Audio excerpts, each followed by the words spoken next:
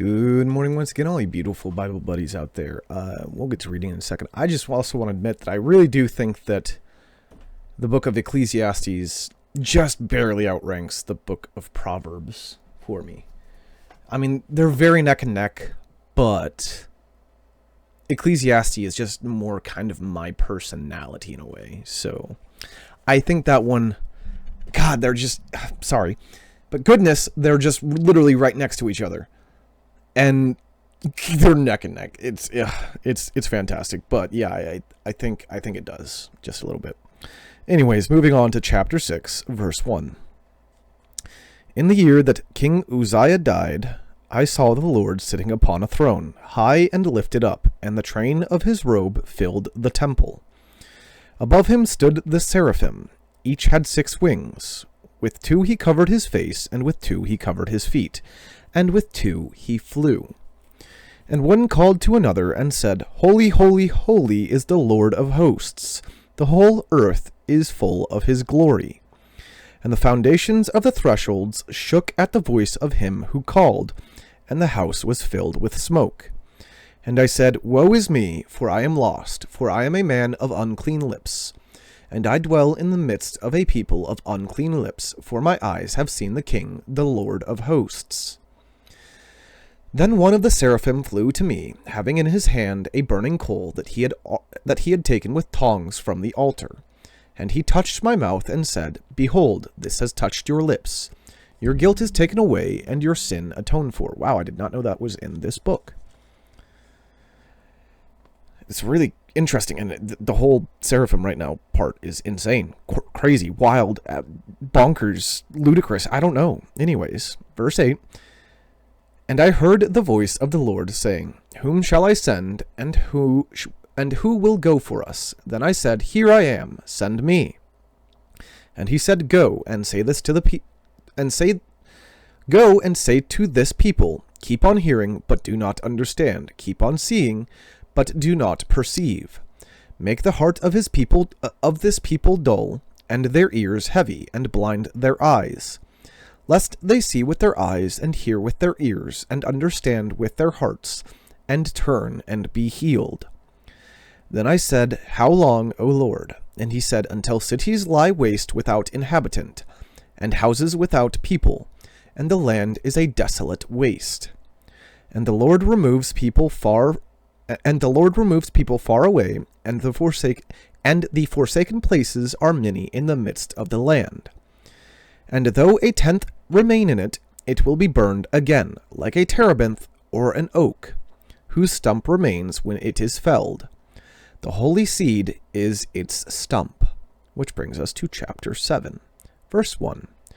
In the days of Ahaz the son of Jotham, son of Uzziah, king of Judah, Rezin the king of Syria, and Pekah the son of Remaliah, the king of Israel, came up to Jerusalem to wage war against it, but could not yet mount an attack against it. When the house of David was told, Syria is in league with Ephraim, the heart of Ahaz and the heart of his people shook as the trees of the forest shake before the wind. And the Lord said to Isaiah, Go out to meet Ahaz, you and Sher-Jashub, your son, at the end of the conduit of the upper pool on the highway to the washer's field. And say to him, Be careful, be quiet, do not fear, and do not let your heart be faint because of these 2 smoldering stumps of firebrands, at the fierce anger of Rezin and Syria and the son of Remaliah. Because Syria with Ephraim and the son of Remaliah has devised evil against you, saying, Let us go up against Judah and terrify it, and let us conquer it for ourselves, and set up the son of Tabeel as king in the midst of it. Thus says the Lord God, It shall not stand, and it shall not come to pass. For the head of Syria is Damascus, and the head of Damascus is Rezin. And within 65 years Ephraim will be shattered from being a people. And the head of Ephraim is Samaria, and the head of Samaria is the son of Remaliah. If you are not firm in faith, you will not be firm at all. Again the Lord spoke to Ahaz, Ask a sign of the Lord your God. Let Let it be deep as Sheol or high as heaven. I feel like I've heard this little bit before. But Ahaz said, I will not ask, and I will not put the Lord to the test. And he said, Hear then, O house of David, is it too little for you to weary men, that you weary my God also? I forget what it means, but I do think I've heard this before. Therefore the Lord himself will give you a sign. Behold, the virgin shall conceive and bear a son, and shall call his name Emmanuel. Except here it's spelled, I've seen it spelled Emmanuel, but in this Bible particularly, it's spelled Immanuel. I'm Manuel. I don't know. Anyway, but I'm letting you guys know. Either or, it's basically said the same. He shall eat curds and honey when he knows how to refuse the evil and choose the good. For before the boy knows how to refuse the evil and choose the good, the land whose two kings you dread will be deserted. The Lord will bring upon you and upon your people and upon your father's house such days as have not come since the day that Ephraim departed from Judah, the king of Assyria.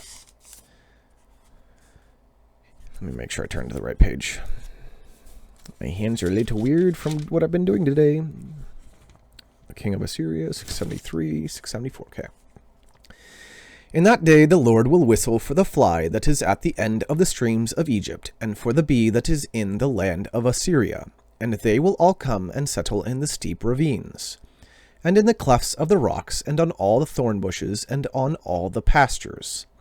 In that day the Lord will shave with a razor that is hired beyond the river, with the king of Assyria, the head and the hair of the feet, and it will sweep away the beard also. In that day a man will keep alive a young cow and 2 sheep. And because of the abundance of milk that they give, he will eat curds. For everyone who is left in the land will eat curds and honey. In that day every place where there used to be 1,000 vines worth 1,000 shekels of silver will become briars and thorns. With bow and arrows a man will come there, for all the land will be briars and thorns. And as for the hills that used to be hoed with a hoe, you will not come there for fear of briars and thorns, but they will become a place where cattle are let loose and where sheep tread. Which brings us to chapter 8, verse 1. Then the Lord said to me, Take a large tablet and write on it in common characters belonging to Maher-shalal-hash-baz. I'm going to spell this, but also there's a hyphen here that's probably because it's getting to the end of the page.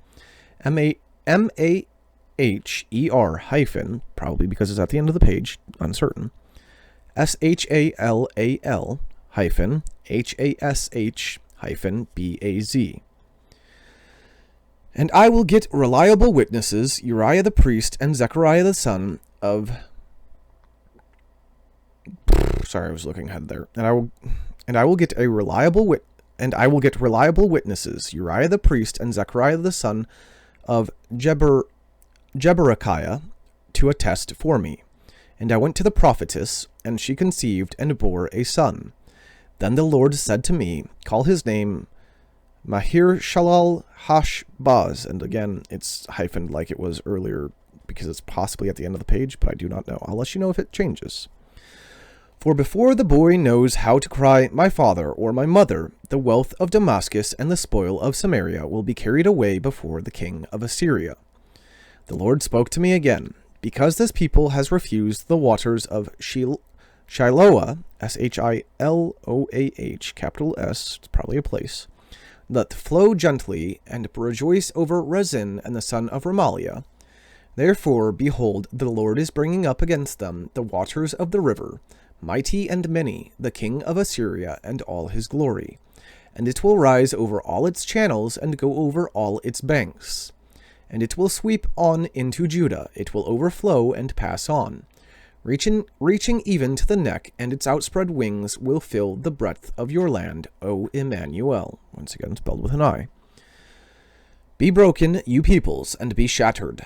Give ear, all you far countries. Strap on your armor and be shattered. Strap on your armor and be shattered. Take counsel together, but it will come to nothing. Speak a word, but it will not stand, for God is with us. For the Lord spoke thus to me with his strong hand upon me, and warned me not to walk in the way of this people, saying, Do not call conspiracy all that this people calls conspiracy, and do not fear what they fear, nor be in dread. But the Lord of hosts, him you shall honor as holy. Let him be your fear, and let him be your dread. And he will become a sanctuary, a stone of offense, and a rock of stumbling to both houses of Israel, a trap and a snare to the inhabitants of Jerusalem, and many shall stumble on it. They shall fall and be broken. They shall be snared and taken. Bind up the testimony, seal the teaching among my disciples. I will wait for the Lord, who is hiding his face from the house of Jacob, and I will hope in him.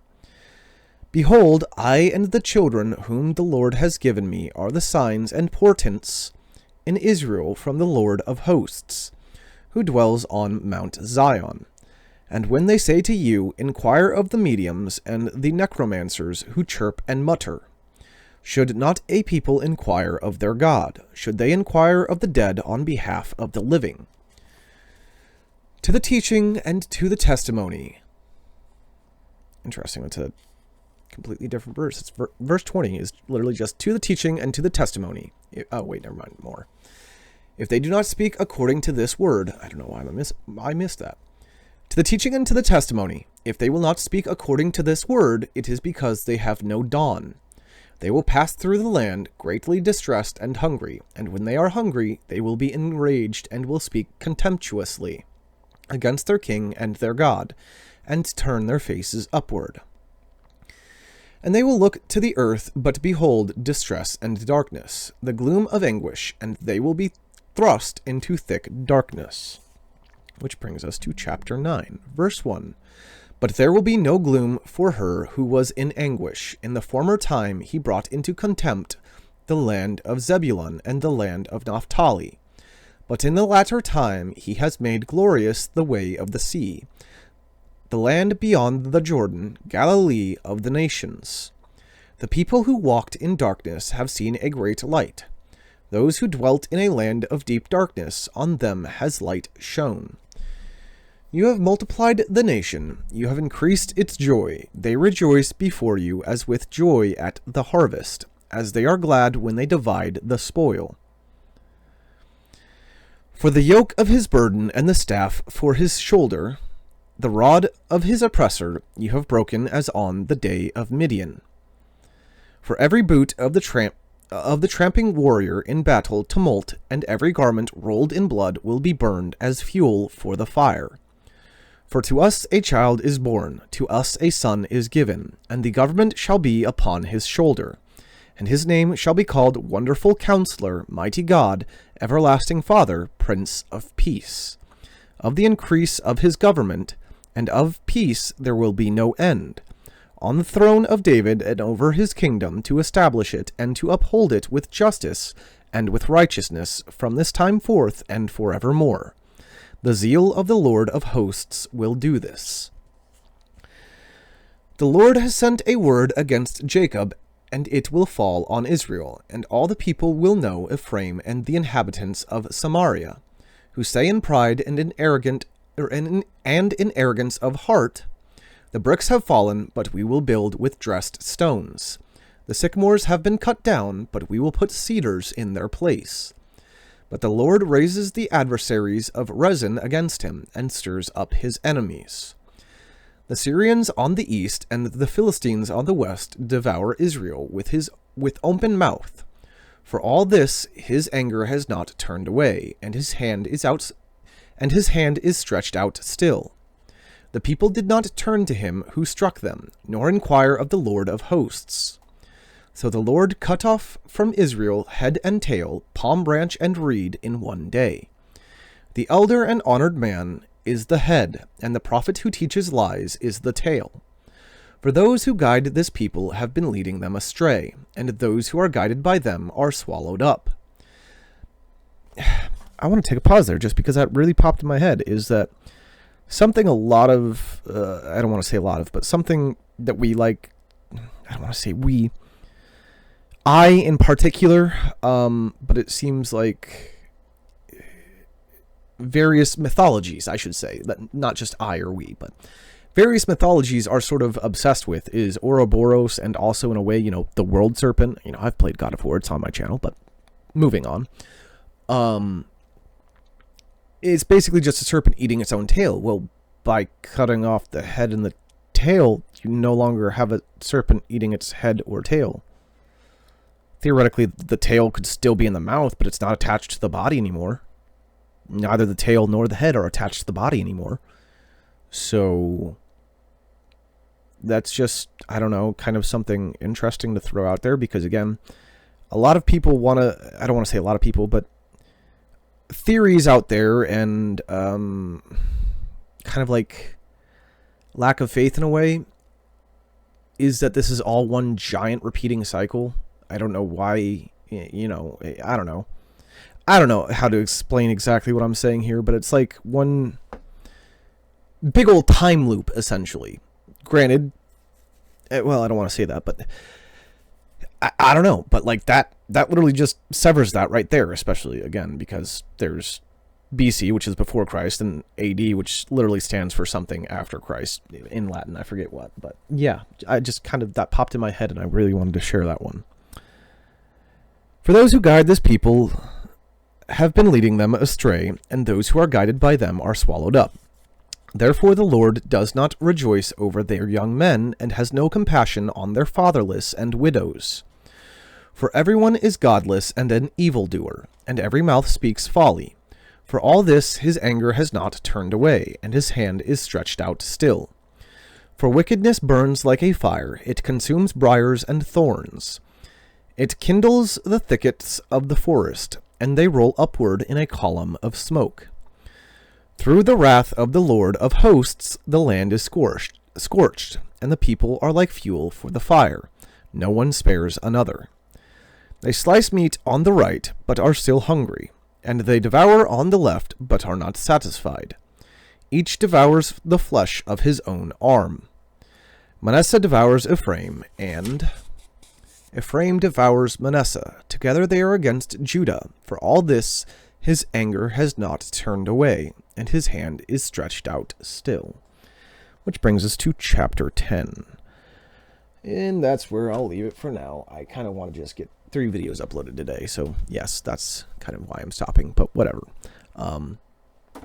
Again, that idea, the world serpent, Ouroboros, again, a lot of this stuff with, like, once again, like, even just, like, the Buddhist cycle of death and rebirth, or whichever religion that is, I can't quite remember and whatnot. Like, a lot of these tend to be like vicious, never-ending cycles, which can be wholly represented by the serpent eating its own tail, So maybe it's something to think about. That's literally, in a way, what that verse is saying. Don't know, but I'm gonna stop talking because, again, I'm not intelligent. I'm just a person reading the Bible, okay? Again, thank you all for listening along, following along, reading along, whatever it is. Thank you for taking your time to be here. As always, thank you. Well, I already said that, but whatever. Still wonderful to be grateful. And God bless you all.